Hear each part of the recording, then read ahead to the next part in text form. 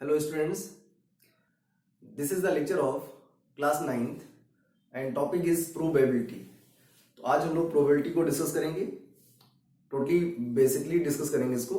और आपने इसको प्रीवियस ईयर्स में स्टडी भी किया हुआ है, like class 8th class 7th में आपने डिस्कस किया हुआ है, आपके सिलेबस में था और इसी को हम लोग कंटिन्यू करते हैं। तो आज डिस्कस करेंगे प्रोबेबिलिटी।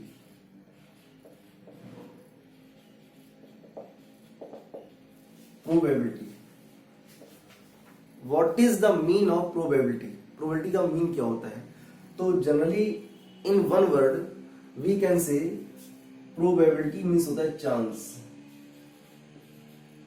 प्रोबेबिलिटी मीन्स होता है चांस। वन वर्ड में आप एक्सप्लेन कर सकते हैं, that means probability means chance.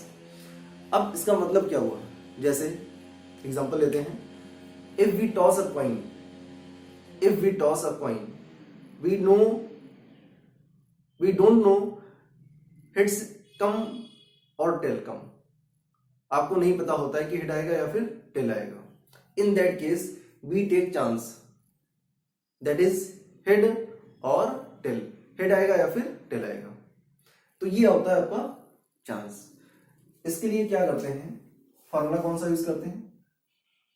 PE is equal to NE upon NS, where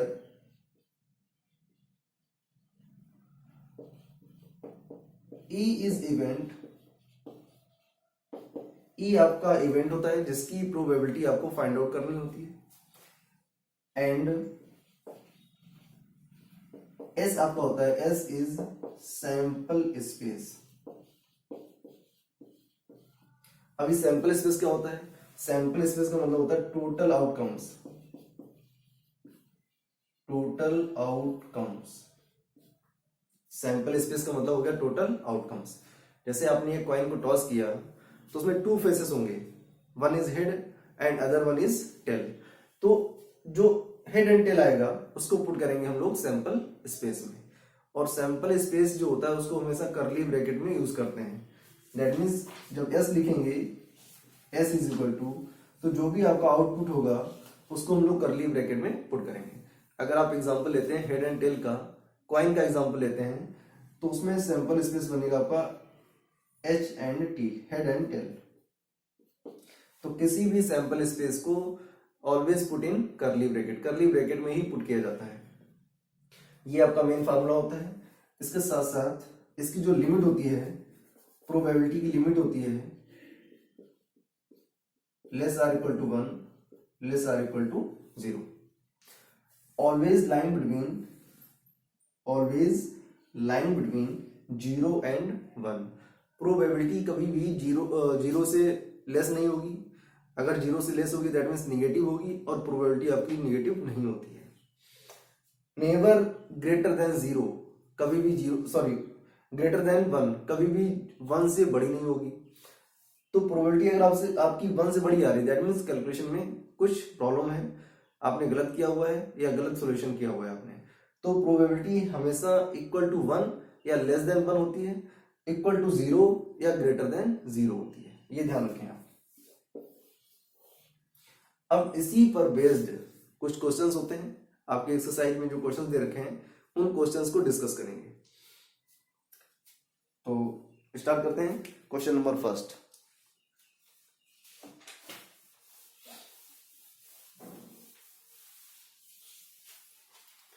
question number first is given, in a cricket match a batsman hits a boundary 6 times out of 30 balls। ये जो total number of balls given है इसको denote करेंगे NS से। NS is equal to 30।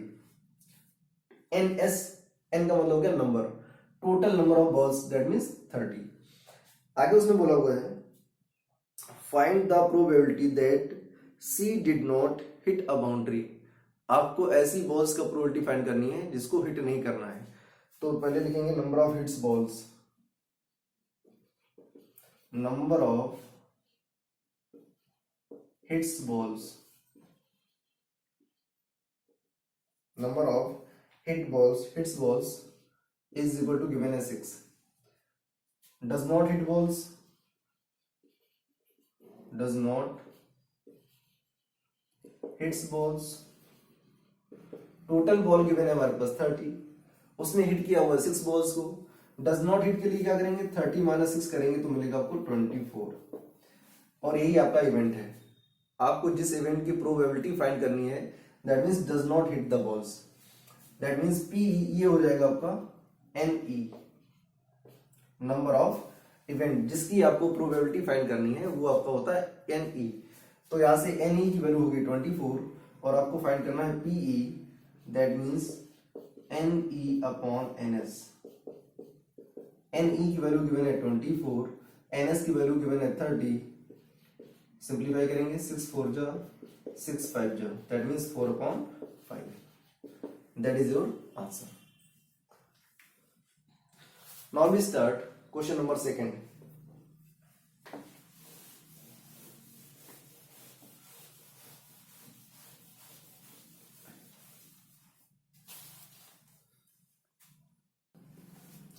Now next question. Now देखिए, सारे question का solution नहीं करेंगे. जो सेम टाइप के क्वेश्चंस होंगे उनकी आप प्रैक्टिस करेंगे. जो डिफरेंट क्वेश्चंस होंगे उन क्वेश्चन का सॉल्यूशन हम लोग प्रोवाइड कराएंगे. तो क्वेश्चन नंबर 4 भी स्टार्ट हियर.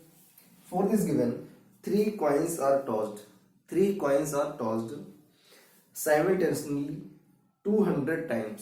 दैट मीन्स यहां से NS की वैल्यू जो है वो गिवन है 200.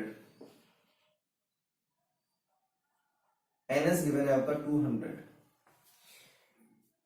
3 times with the following questions, with the following frequencies of different outcomes. Outcomes are there. 3 hits और उसकी फ्रीक्वेंसी गिवन है 23. 2 hits की फ्रीक्वेंसी गिवन है 72. 1 hit की फ्रीक्वेंसी गिवन है 77 और no hit की फ्रीक्वेंसी गिवन है 28.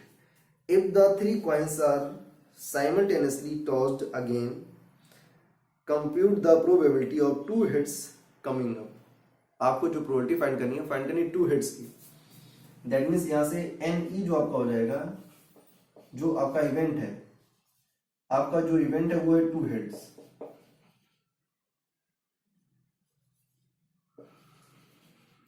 2 हिट्स का इवेंट है और 2 हिट्स के लिए जो फ्रीक्वेंसी गिवन है आपकी, 2 हिट्स के लिए जो फ्रीक्वेंसी गिवन है दैट इज 72. 2 हिट्स की जो फ्रीक्वेंसी गिवन है उसको लिखेंगे हम लोग NE और NE गिवन है आपका 72. Now we find out answer. P is equal to NE upon NS. NE की वैल्यू गिवन है 72 और NS की वैल्यू गिवन है 200. इसको सिंप्लीफाई कराएंगे.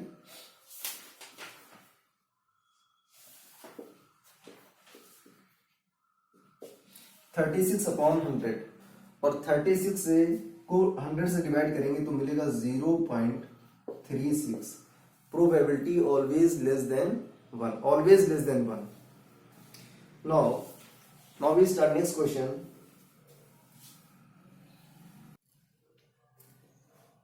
Now question number 6. Question number 6 is given. A teacher wanted to analyze the performance of 2 sections of student in a mathematics test of 100 marks. Looking at their performance, she found that a few students got under 20 marks and a few got 70 marks or above. So she decided to group them into intervals of varying sizes as follows: 0 to 20, 20 to 30 and so on. ये आपका interval given है. Total number of marks जो है वो आपके given है 100. First part given है find the probability. Find the probability that a student obtained less than 20% in the mathematics test.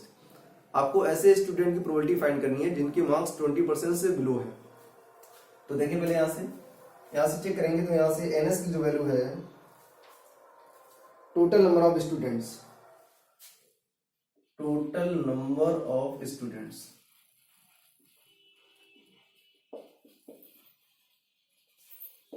Total number of students given है आपके 90. Total number of students given है 90।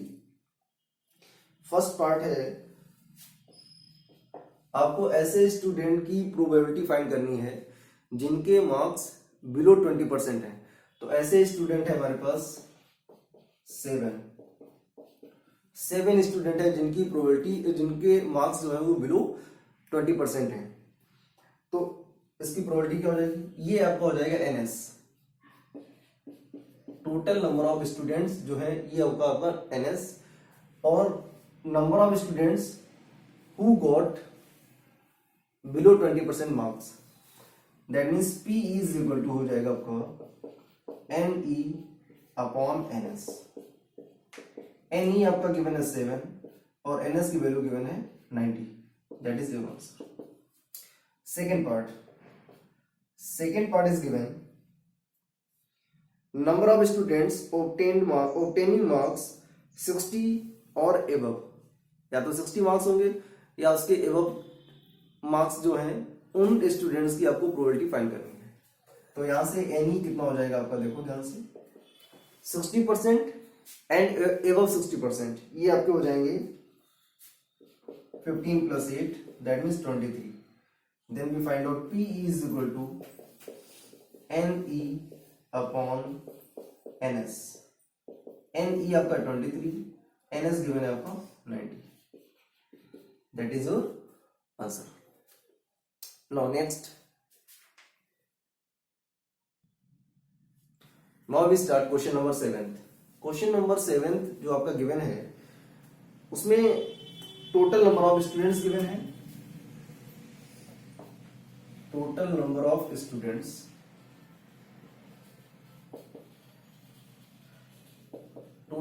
Students, मतलब उसमें like करने वाले और dislike करने वाले जो स्टूडेंट्स हैं वो गिवन है आपके 200। 65 प्लस 135 करेंगे तो आपको मिलेगा 200। इसमें जो फर्स्ट पार्ट गिवन है, फर्स्ट पार्ट में तेरा है find the probability of liking statics, find the number of students या find the probability of the students who liking the statistics. तो लाइक करने वाले जो नंबर ऑफ स्टूडेंट्स होंगे, स्टैटिस्टिक्स को लाइक करने वाले जो नंबर ऑफ स्टूडेंट्स होंगे वो होंगे आपके 135। Then P is equal to NE upon NS, 135 upon में 200, इसको सिंप्लीफाई करेंगे आप। इसका second part is given probability of those students who dislike the statistics. तो 135 लाइकिंग वाले थे, तो जो रिमेनिंग होंगे वो होंगे आपके 65। Then P is equal to NE upon NS, NE की वैल्यू है 65 अपॉन में 200, इसको सिंप्लीफाई करेंगे और ये आपका आंसर होगा।